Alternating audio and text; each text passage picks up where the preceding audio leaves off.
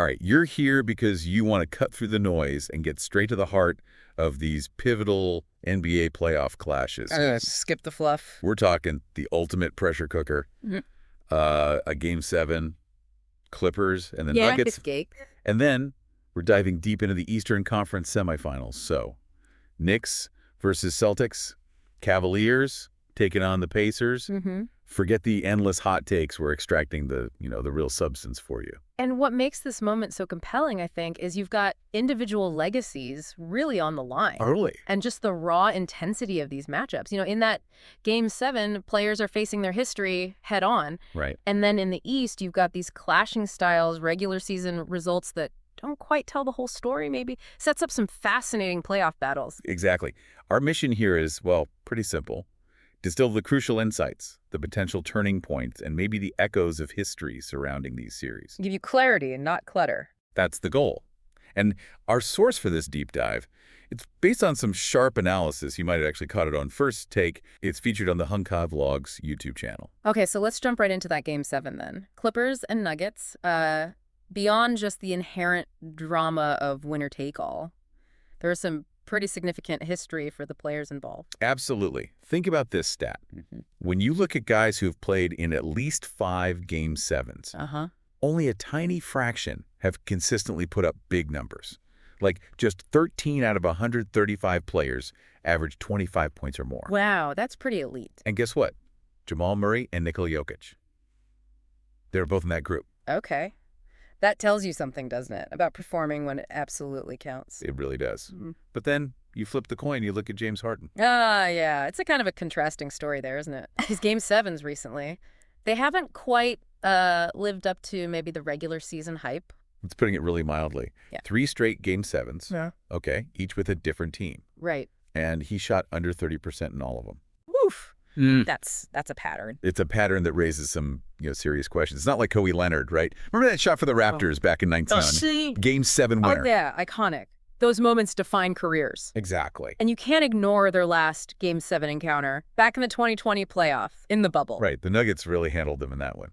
Won by 15. Yeah, Murray went off for 40 points, I think, and Jokic was just everywhere. Rebounds, assists, everything. 22 rebounds, 13 assists for Jokic, just dominant. So that experience, the win for Denver, the loss for the Clips, that's going to be hanging in the air.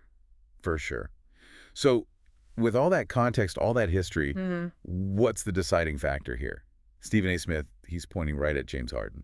Yeah, he framed it as a massive legacy game for Harden. And it's an interesting way to look at it. It is. Because despite the MVP, the scoring titles, there's always been this kind of narrative about his performance in the biggest playoff moments. He's talking about those series against San Antonio, Golden State, even last year with Philly against Boston. Right. Where the criticism was he didn't step up when they needed him most.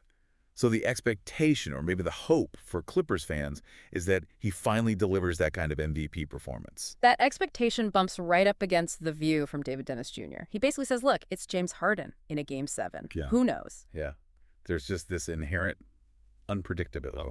Dennis brings up that scary stat, too. Harden's three-point shooting in Game 7 since he left OKC, it's like 17% or something awful. It is. It's 17%. And think about it. He played, 46 minutes in Game 6? Chevy minutes. So can he overcome those bugaboos, as Dennis called them, especially after playing so much? And remember his last Game 7 with Philly against Boston, 9 points in 41 minutes. Yeah, that's tough to shake. It really makes you wonder about the mental side of it, the pressure. Exactly. It's not just being physically tired after a long game. It's that psychological weight. Performing under that microscope, trying to rewrite the story, it's a lot. Okay, let's shift focus a bit. Critical matchup on the court. Ivica Zubac against Nikola Jokic. Quentin Richardson really zeroed in on this one. Yeah, Richardson's point is, look, the Nuggets live and die with Jokic, right? As Joker goes, they go. Pretty much. And he kind of floated the idea that Zubac might be the toughest defender Jokic has faced in maybe the last decade. Wow, that's a big statement. It is. But the point isn't that Zubac is going to, shut Jokic down completely. No, that's impossible. Right. Nobody does that. Richardson clarified it's about making him uncomfortable, making him work for everything, challenging him physically, disrupting his rhythm. Trying to do what maybe other defenders haven't been able to do consistently. Exactly. And Richardson also mentioned Zubac's offense. He needs to be efficient in the paint, crash the boards, maybe chip in with a double-double. He can't just be a defensive stopper. Needs to contribute on both ends. Makes sense. What about the sidelines? Coaching? There's a big difference there. Yeah, pretty stark contrast. Ty Lue, he's heading into his 5th Game 7, and get this, he's 4-0. Undefeated, including a win against that Warriors dynasty team. Right. Meanwhile, it's the very first Game 7 for the Nuggets head coach. Yeah. That experience, knowing how to manage the moments, the timeouts, the pressure, that can be a real edge for Lue. You'd think so. That lack of experience on the other side could definitely be a factor when things get tight. Absolutely. So wrapping up Clippers-Nuggets. The series itself has been great, right? Tight games, competitive, memorable moments like that crazy Aaron Gordon dunk. Oh, yeah. Incredible. But the prediction seems to lean towards the Clippers pulling it out in Game 7, which would mean Denver loses their second straight Game 7 at home. Interesting. Yeah, the analysis pointed to the Clippers' defense really stepping up on Jokic in Game 6, especially Zubac playing him one-on-one more. They expect a brawl, basically, a real physical battle. And that coaching move, inserting Nicholas Batum into the starting lineup in Game 6, that was seen as a really key adjustment by Lue. Paid off. Okay, let's pivot. Eastern Conference semifinals. First up, Pacers versus the Cavaliers. Right. Now, the Pacers won 3 out of 4 in the regular season against the Cavs. Which sounds good. But context matters. 2 of those wins came after Cleveland had already locked up their playoff seats. So maybe not full strength, full intensity. Yeah. Changes the dynamic a bit. So what did the Pacers need to do to make this a series? Richardson and Dennis Jr. seemed aligned on this. Yeah, number 1, Tyrese Halliburton has to be a superstar, like consistently dominant throughout the series. He's the key. And they also mentioned pace, right? Absolutely critical. The Pacers need to play fast, get out and run. That's their game. Can't just be Halliburton either. The supporting cast, Miles Turner, was mentioned. They need to step up. Big contributions needed. For sure. But then you look at Cleveland. Their strength is that half-court offense. It's been, like, historically efficient. Yeah, really good. And the Pacers' half-court defense is, well, kind of middle of the pack. That's not a great matchup for Indiana, then. It's definitely an advantage for Cleveland. If the Pacers can't push the tempo, if they get bogged down in these slow half-court games, that really plays into the Cavaliers' hands. Okay, gotcha. Now, the other East semi.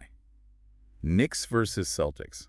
A classic rivalry. Yeah, first time they've met in the playoffs since, 2013? Lots of history there. But the regular season this year, all Boston.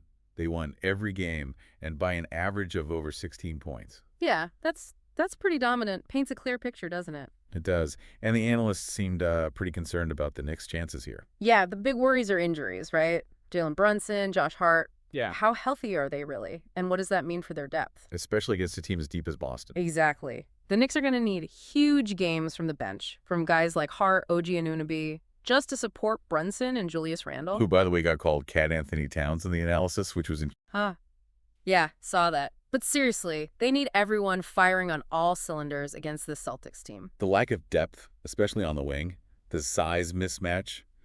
Those were recurring themes. Boston just seems to have more bodies, more versatile players they can throw out there. And they've shown all year, it doesn't really matter who starts for them. Someone steps up. That versatility is a nightmare for opponents. Plus, tactically, it sounds like Boston has some advantages, too. Yeah, they're apparently really good at hunting mismatches. The suggestion was they'll try to get Julius Randle switched onto smaller players in pick and rolls and really put pressure on Brunson at the defensive end. And offensively, Boston can just score. They can have 5 guys out there who can all fill it up. That's tough to guard for 48 minutes. And what about the Garden? Madison Square Garden, the crowd, the atmosphere. Doesn't sound like the analysts think that'll rattle this Celtics team. No, the feeling was Boston is pretty resilient. Especially late in games, they don't seem likely to fold under pressure, even in a hostile environment.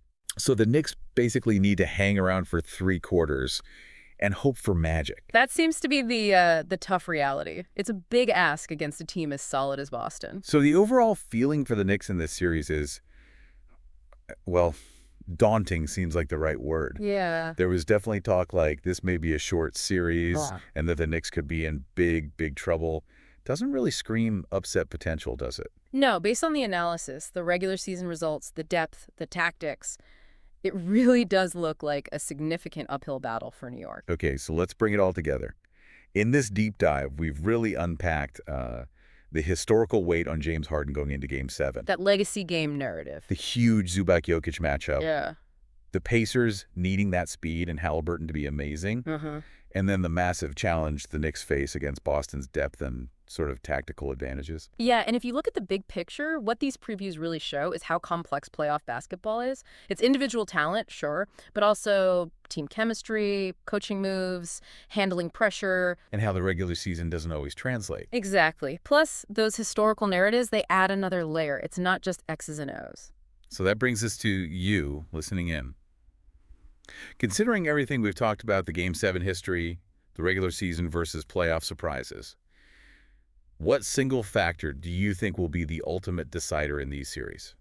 Is it going to be one player just going off a genius coaching move? Or maybe just the bounce of the ball, that unpredictable playoff pressure? Definitely something to chew on as you watch these games unfold.